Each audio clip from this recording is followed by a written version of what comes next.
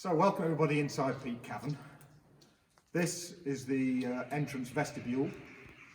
It's hundreds of thousands, if not millions of years old, formed totally by the actions of water eroding out the limestone. We have now developed it as a concert and cinema venue, as well as obviously our regular business, which is our guided tours. And the entrance terraces are formed by generations of rope makers who from the 1600s lived and worked in here making ropes to supply the local lead mining industry. And I'm going to go down and make you a very quick rope as an introduction before we go off and have a look inside the cave. So rope making carried on in here for about 2.5–3 centuries. The rope makers initially lived as well as worked inside the cave. Behind you over there is a little, what remains of a cottage. These were effectively the sleeping quarters for the rope makers. And if you look up on the roof, you've got these black deposits of soot. But out here was effectively their lounge and kitchen. Rope makers carved these terraces into the sediment in the foot of the cave here. And initially the ropes could be laid out the full length of the terrace, so they could make them 100 feet long if they needed to. The main equipment they used, we have a jack here, which is at the working end, and a sledge here, and the sledge was placed at a distance along the terrace accordingly to the length of rope they were going to make. Leaning up against the fence just behind me here is one of the original jacks, first used probably about 200 years ago. So to make our rope, first of all, we have to drag our sledge back along the terrace according to the length of rope we're going to make. So if I'll just drop it back a short distance to keep things brief. And then we start to get our twine. Now our twine was originally made of hemp. Hemp was grown widely down in East Anglia and in the southeast, and it was traded for Cheshire cheese and salt coming out of Cheshire, for the bales of hemp coming back up for the rope makers in Peak Cavern. It was brought in by pack horse and then spun into twine on the lower terraces. You might have noticed in the background those tall poles and the wheels down there, which are all part of the twine making process. Stretching poles and bobbins for making the twine. The twine was then passed up onto the top 2 or 3 terraces for the rope makers themselves. So you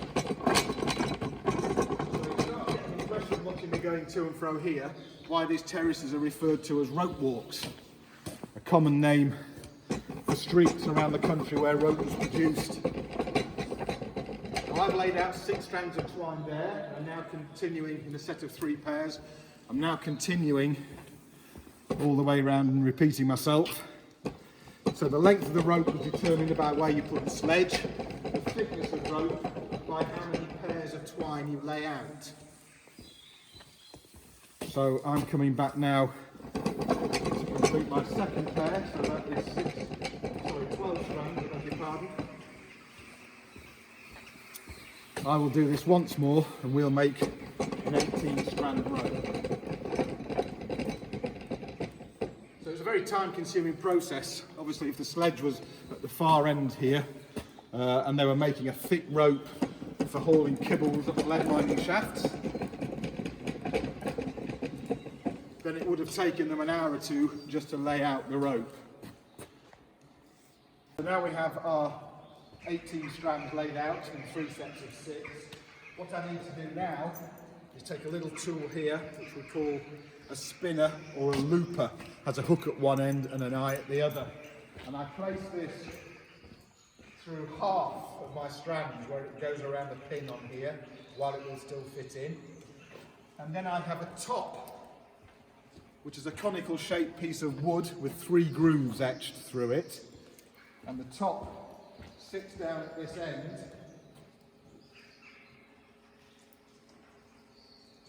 in there, and its job is to keep the 3 sets of strands separate as we start to twist. So if my able cameraman or woman would head up to the jack and start to turn the handle in an anti-clockwise direction for me.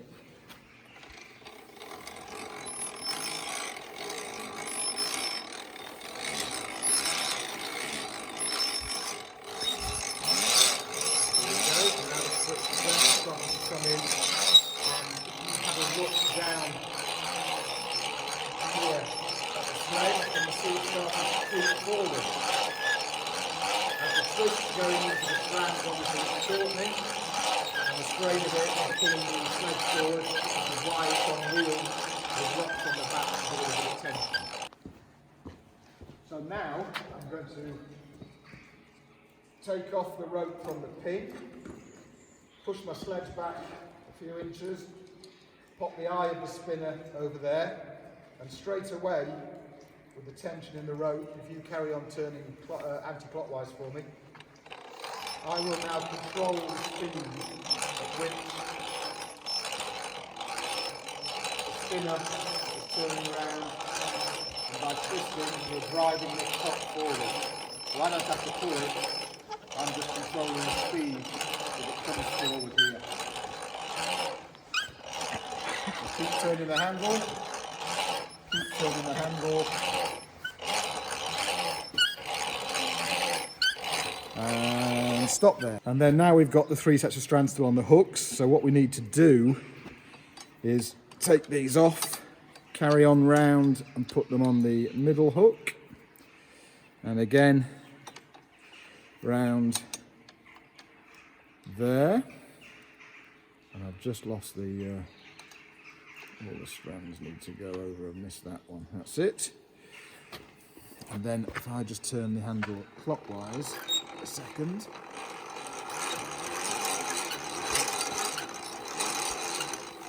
there we go. Now there's one last thing to do, because this end of the rope, obviously you can still separate out the 3 sets of strands. They're very loose. So we take a noosing horn, which is in my pocket.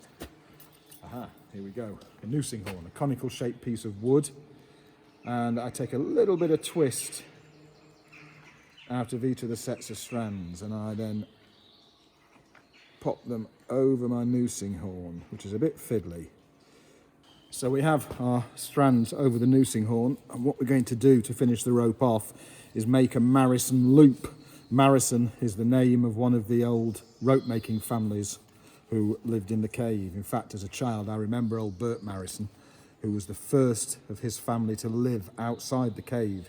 He was born in the cave, and his father and his grandfather and his great-grandfather all lived in the cave as well as worked in here. And what we do is make a splice through here, pass the end of our rope through the splice, try not to make too much of a mess of it, get it back on our noosing horn like so. And if we pinch that and pass that back through the ends of the rope,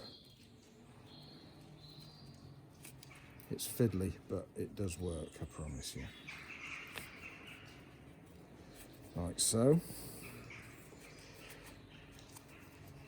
So the end of our rope is down there now, and by pulling that tight, this is a bit of a messy one, but you end up with a loop in the end of the rope, which can then be used for taking the strain. Now my rope just about gets back to my sledge. It's about 4 inches short. Put a bit of stretch on it, and already I've put about another 12 inches on there of stretch. So the ropes, before they went to the mines, were hung with a large stone on the end to stretch them off before they went to the mines. Stop the miners from bungee jumping down the shafts. There we go. And that is a Peak Cavern rope. As I say, a tradition that dates back about 250, 300 years.